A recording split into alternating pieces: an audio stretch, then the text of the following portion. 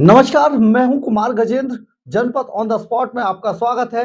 हमारे एक दूसरे social media platform podcast with Kumar Gajendra में भी आपका स्वागत है। अब हम बात करते हैं, जो ईडी है उसने दिल्ली के मुख्यमंत्री अरविंद केजरीवाल की चाल पर पानी फेर दिया है। यानी कि अरविंद केजरीवाल ने जो चाल चली थी, जिस तरीके से कल उन्होंने बयान दिया था, जिस तरीके से वो ईडी को उकसाकर और फिर ईडी से काम निकालने की कोशिश कर रहे थे, वो चाल अब कामयाब होती नजर नहीं आ रही है। ईडी ने उनकी पूरी चाल पर पानी फेर दिया है। ईडी ने साफ इनकार कर दिया है अरविंद केजरीवाल की किसी भी शर्त मानने से।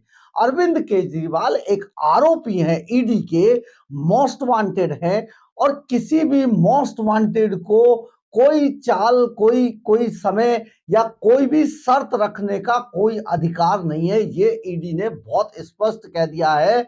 ईडी ने कहा है कि ऐसा कोई प्रावधान नहीं है जिसके तहत अगर केजरीवाल कोई शर्त रखे तो उसको ईडी मानने के लिए मजबूर हो।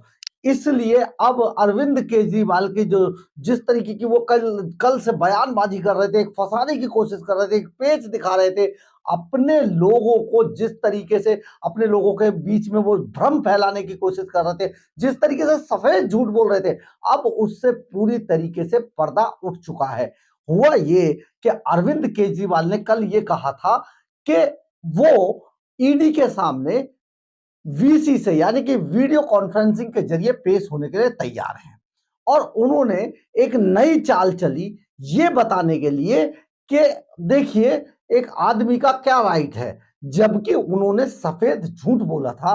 उन्होंने साफ कहा था कि ये जो ईडी है उसको पूरा संवैधानिक अधिकार है। ये जो ईडी है वो एक कोर्ट है, जबकि ईडी कोर्ट नहीं है। ईडी एक जांच एजेंसी है, और जांच एजेंसी को ये अधिकार है कि वो किसी जिस व्यक्ति पर उन्हें उसे शक हो उसके खिलाफ वो इन्वेस्टिगेशन के लिए, पूछताछ करने के लिए उसे सम्मन जारी कर सकती है। लेकिन सबसे पहले तो अरविंद केजरीवाल एंड कंपनी पिछले लंबे समय से ये कहती आ रही है कि ईडी के सभी सम्मन अवैध हैं। हमने बार बार ईडी के बारे में, हमने बार बार अरविंद केजरीवाल एंड कंपनी से यह जानने की कोशिश की कि देश जानना चाहता है कि आप ये जरूर बताइए कि ये जो सम्मन है ये अवैध कैसे हैं, ये गलत कैसे हैं, ये इलीगल कैसे हैं। लेकिन कभी भी किसी ने कुछ नहीं बताया, सिर्फ इतना कहा जाने लगा कि ये सम्मन गलत है, ये सम्मन अवैध है। ये अब बात यहां तक थी, लेकिन अब अरविंद केजरीवाल ने कल एक कदम और आगे बढ़ाया। अपनी लीगल टीम और अपने जितने उनके जो मंत्रा करने वाले लोग थे, जो उन्हें सलाह दे सकते थे, उनके सलाहकार थे, उनसे पूछताछ करके एक कदम आगे बढ़ाया। क्योंकि चुनावों का माहौल गर्म हो गया है, और चुनावी माहौल में वो तिहाड़ जेल जाने से पहले भी अपने लोगों के बीच में भ्रम फैलाकर और एक तरीके से अपने आप को विक्टिमाइज करके जाना चाहते हैं। उन्हें ये तो पक्का पता है कि तिहाड़ जेल तो जाना पड़ेगा, लेकिन विक्टिमाइज बन जाइए। तो अरविंद केजरीवाल ने कल ईडी को कोर्ट बता दिया, और कोर्ट में ये बता दिया कि किसी भी कोर्ट में पेश होने के लिए किसी भी आरोपी का ये राइट है कि वो वीसी के जरिए पेश हो सकता है। अब ये झूठ फैलाया जा रहा था, और इस झूठ को पूरे देश के अंदर, दुनिया के अंदर फैलाया गया। हमने कल ही वीडियो अपना एक बनाकर डाला, जिसमें हमने बहुत स्पष्ट किया कि ईडी कोर्ट नहीं है। ईडी एक जांच एजेंसी है, और जांच एजेंसी के सामने वीसी द्वारा, यानी कि वीडियो कॉन्फ्रेंसिंग के द्वारा पेश होने का कोई अधिकार किसी व्यक्ति को नहीं है।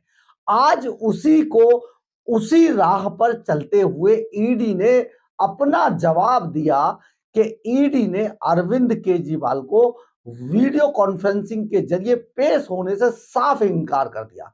ईडी ने बहुत क्लियर कहा कि ईडी जिस तरीके से कोई भी किसी भी आरोपी को ईडी के सामने पेश होने का वीसी के द्वारा, वीडियो कॉन्फ्रेंसिंग के द्वारा कोई अधिकार नहीं है। और ईडी ने कहा कि हम अरविंद केजरीवाल को आमने सामने बिठाकर पूछताछ करना चाहते हैं, और यही ईडी का एक तरीके से टारगेट है। और ईडी अपने काम से बिल्कुल भी समझौता नहीं करेगी। ईडी के अधिकारियों ने बिल्कुल स्पष्ट रूप से कर दिया है, और उन्होंने कहा कि अरविंद केजरीवाल को ईडी के पास आना ही पड़ेगा, पूछताछ में यानी कि इन्वेस्टिगेशन में शामिल होना ही पड़ेगा। ईडी, हम आपको फिर एक बार बताते हैं, ईडी ने इससे बिल्कुल साफ इनकार कर दिया कि ईडी कोर्ट नहीं है। कोर्ट में और ईडी में यानी कि जांच एजेंसी में और कोर्ट में, अदालत में, ये बहुत बड़ा अंतर है। और जिस कोर्ट के बहाने अरविंद केजरीवाल दुनिया में यह भ्रम फैलाना चाह रहे थे कि देखिए मैं वीसी के द्वारा पेश होना चाहता हूं, मुझे वीडियो कॉन्फ्रेंसिंग के द्वारा मेरी पूछताछ कर लीजिए, मेरी जो पूछताछ है उसको टेलीकास्ट कर दीजिए, ऐसा नहीं होता है। ये बहुत गलत था, ये कानून सम्मत नहीं था। और ईडी को पूरा अधिकार है कि अरविंद केजरीवाल को वो जांच के लिए बुलाएं और जरूरत पड़े तो उनको गर्भान से पकड़कर घसीटते हुए तिहाड़ जेल में ले जाकर डाल दें। ये ईडी का राइट है। लेकिन अरविंद केजरीवाल इस बात को जानते हैं कि उनके खिलाफ बहुत पुख्ता सबूत है। उनके दो लोग शराब घोटाले के अंदर, जिस शराब घोटाले में ईडी उनसे पूछताछ करना चाहती है, उस शराब घोटाले में उनके दो लोग डिप्टी सीएम मनीष सिसोदिया और पूर्व डिप्टी सीएम मनीष सिसोदिया, अब वो डिप्टी सीएम नहीं है, पूर्व डिप्टी सीएम मनीष सिसोदिया और राज्यसभा सांसद संजय सिंह, और इसके अलावा दर्जनों लोग तिहाड़ जेल के अंदर अपनी जो उल्टी गिनती है उसको गिन रहे हैं काफी समय से। और वो जो इस पूरे गैंग का जो अली बाबा है यानी कि अरविंद केजरीवाल, उसका इंतजार कर रहे हैं कि वो किसी भी वक्त ईडी उन्हें खींचती हुई लाएगी और यहां फेंक कर जाएगी। तो ये सारी चीजों पर, लेकिन क्योंकि बहुत शातिर दिमाग है केजरीवाल, तो वो अब उन्होंने एक नई चाल चली कि उन्होंने ईडी को कोर्ट बता दिया।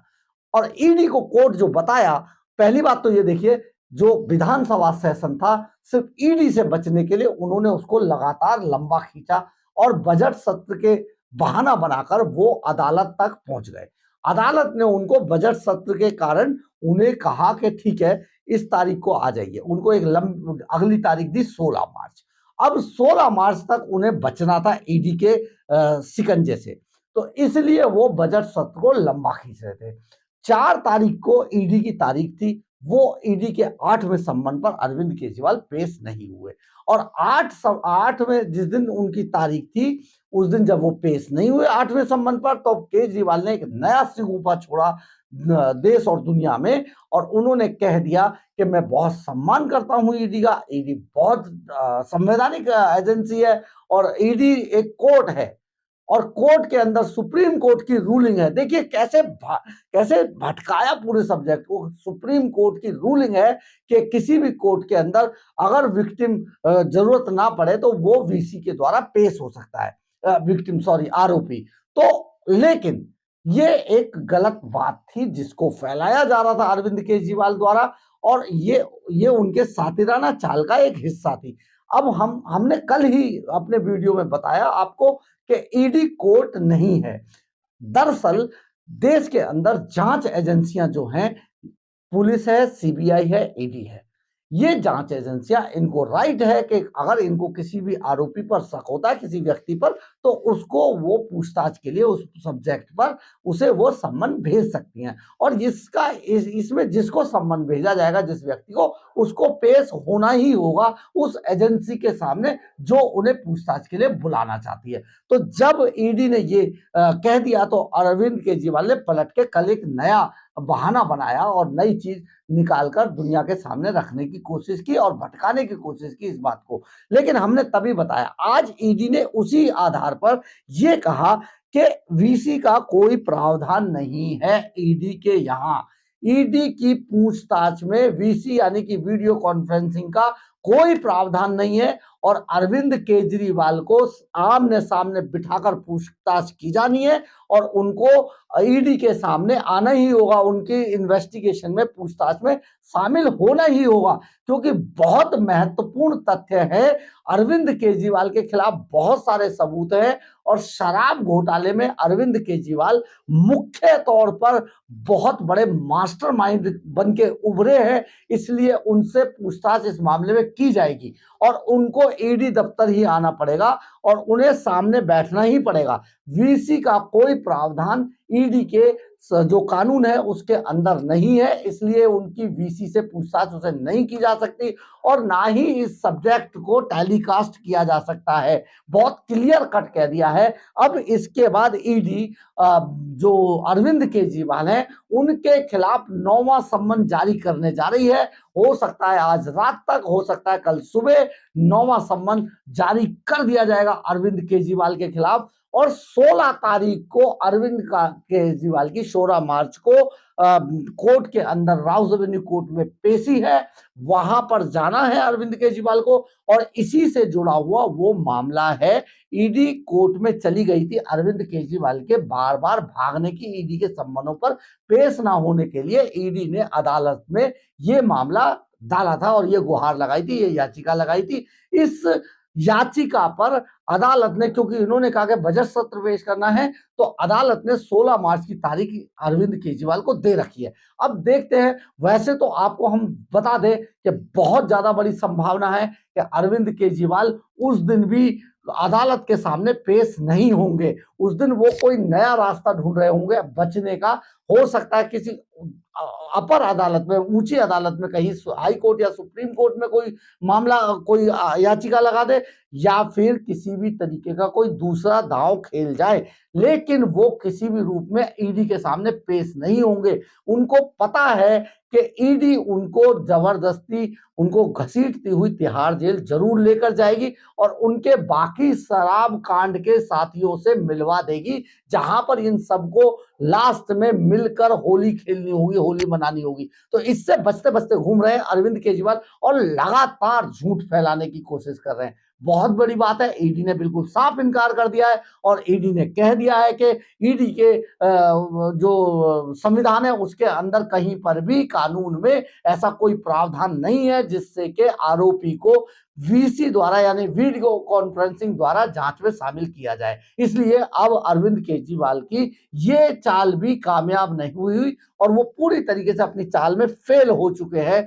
बहुत बड़ी बात है, सोचिएगा 16 तारीख से पहले पहले हो सकता है अभी जल्दी ही 9वां सम्मन भी ईडी उनके लिए जारी कर दे। किसी ना, कोई भी कुछ भी कर ले, हर हाल में अरविंद केजरीवाल को ईडी के सामने पेश होना ही होगा। ये देश का कानून है और देश कानून से ही चलता है। कोई भी मुख्यमंत्री या कोई नेता कानून के ऊपर नहीं हो सकता है। अगर आपको हमारी खबर अच्छी लगी हो तो आप इसे लाइक, सब्सक्राइब और शेयर जरूर कीजिएगा। कमेंट्स बॉक्स में अपनी राय जरूर लिखिएगा, इससे हमें ऊर्जा मिलती है। जय हिंद, जय भारत।